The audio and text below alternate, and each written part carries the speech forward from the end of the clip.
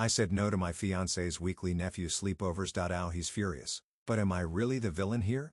The smell of burnt toast wafted through the kitchen as Mike stumbled in, rubbing the sleep from his eyes. The digital clock on the oven blinked an angry red, reminding him that he had forgotten to reset it after the last power outage.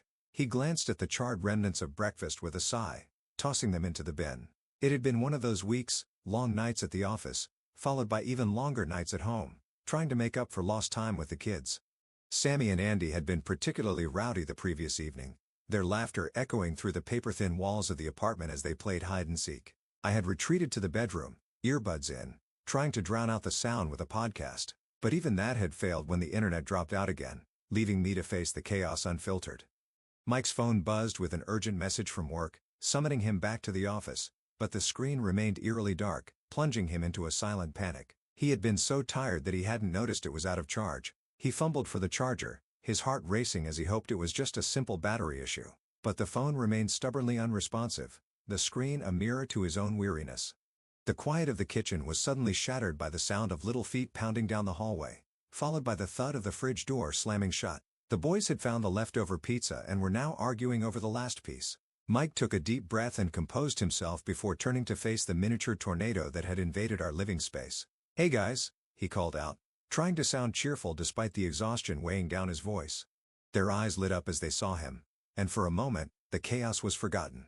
"Uncle Mike," they chorused, their voices filled with excitement. They bombarded him with a flurry of questions about his day and their upcoming sleepover plans. But as Mike looked at me, the smile on his face faded. He knew we needed to talk about the elephant in the room, or rather, the lack of space for two growing boys every weekend. He sat down at the kitchen table, rubbing his eyes, and said, "Guys, Uncle Mike has to go back to work for a bit. Can you go play in your room while we have a quick chat?" They looked at us both, a hint of concern in their eyes, before nodding and running off, their footsteps gradually fading away. With a temporary peace, we sat down to discuss the future of the weekly tradition. "I don't know what to say, babe," he began, his voice tinged with sadness. "They really look forward to this." "I know," I said, placing a comforting hand on his shoulder, "but we can't ignore the fact that it's going to be really hard for me to work from home with them here every week." Mike nodded slowly, his shoulders drooping. "I just don't want to disappoint them." We sat in silence for a few moments, the tension thick between us. Then, I had an idea. "What if we start doing it once a month instead?" I suggested. "It's not like we're saying no forever, just giving us a chance to adjust to our new living situation." He looked up at me, hope flickering in his eyes. "Do you think they'll understand?" "We'll explain it to them," I assured him. "And maybe we can plan some special outings or activities on the other Fridays, so they still feel special." He took a deep breath and nodded. "Okay," he said finally. "Let's give it a shot." The weight of the decision settled on us as we both knew it wasn't going to be easy, but we had to find a balance between our new life together and maintaining the special bond Mike had with his nephews. We'd figure it out, one sleepover at a time.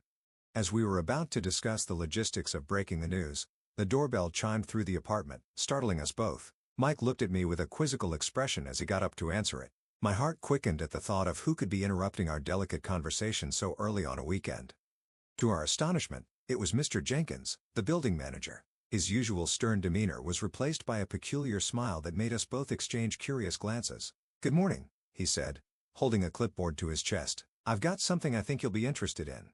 Mike's eyes widened as Mr. Jenkins presented us with a set of keys and a glossy brochure. "The tenants upstairs just broke their lease early. We've got a larger, renovated apartment available immediately. It's got an extra bedroom and soundproofing," he said with a knowing nod. "Would you two like to take a look?" We exchanged glances, the surprise etched on our faces.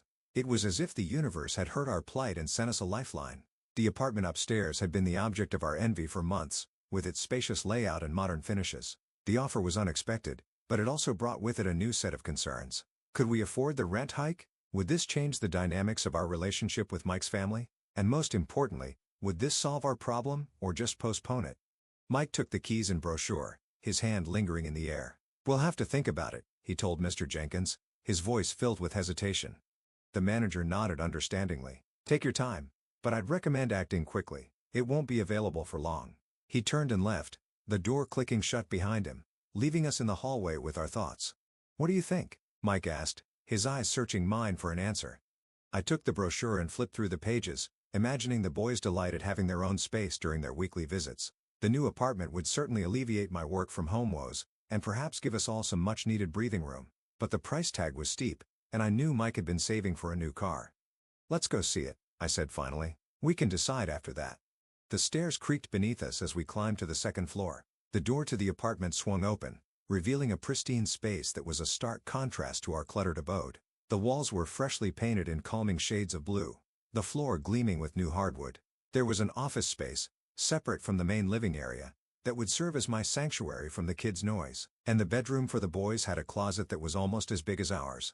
As we walked through the apartment, the potential grew more tantalizing.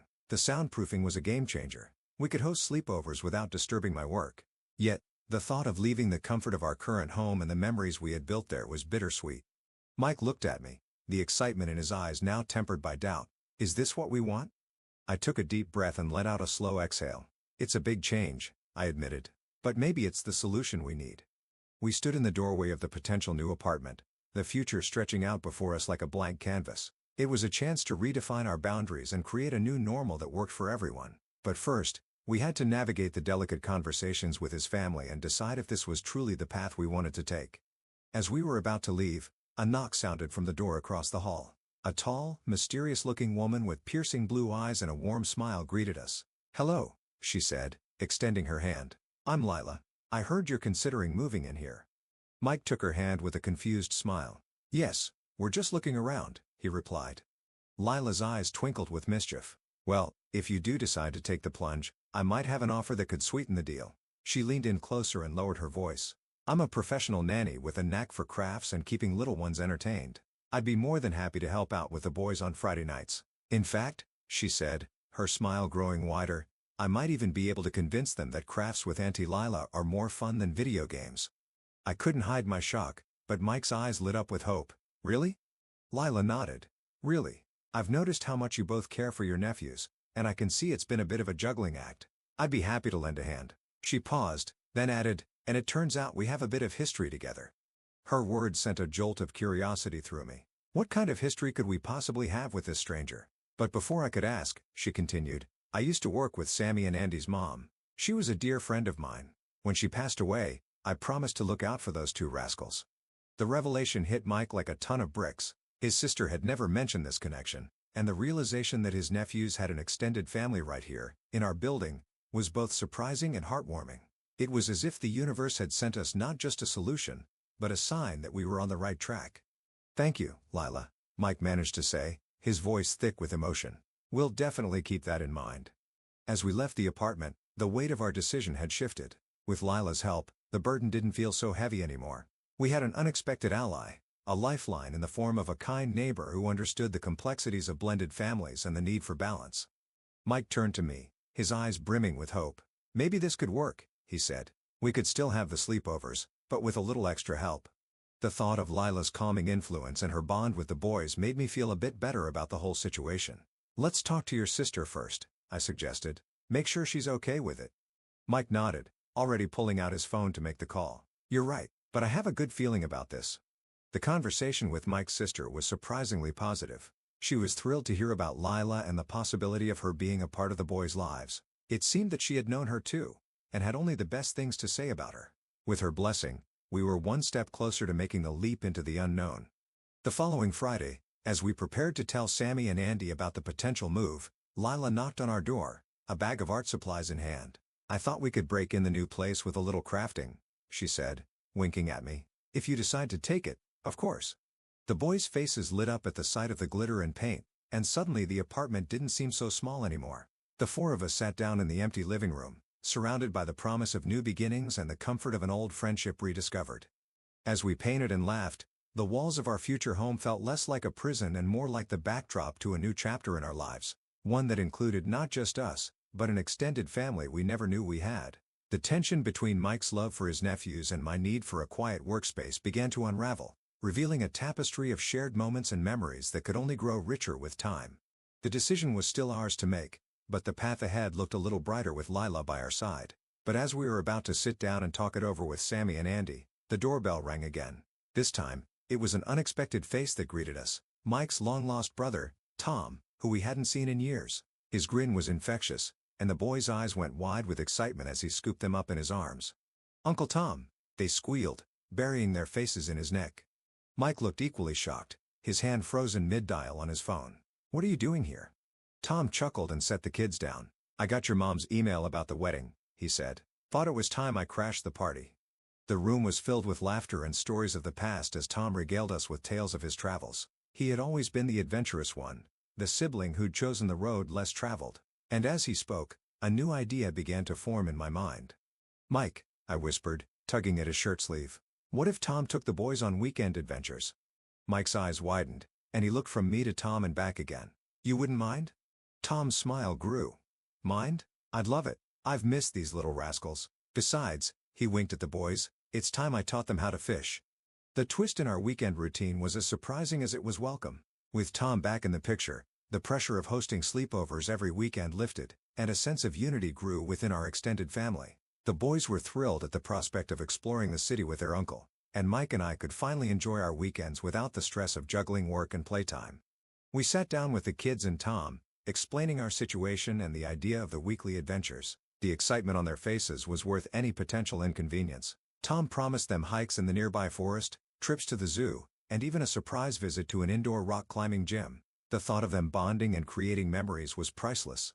Mike's mother was overjoyed when she heard the news. "It'll be just like old times," she said, her eyes misting over. "Your dad would be so happy to see you all together."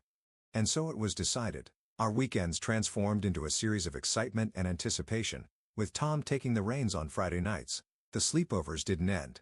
They just evolved, and the apartment no longer felt too small for our growing family. Instead, it became a cozy haven we looked forward to returning to after our weekly escapades. The first Friday with Tom went off without a hitch. The boys were up early, packing,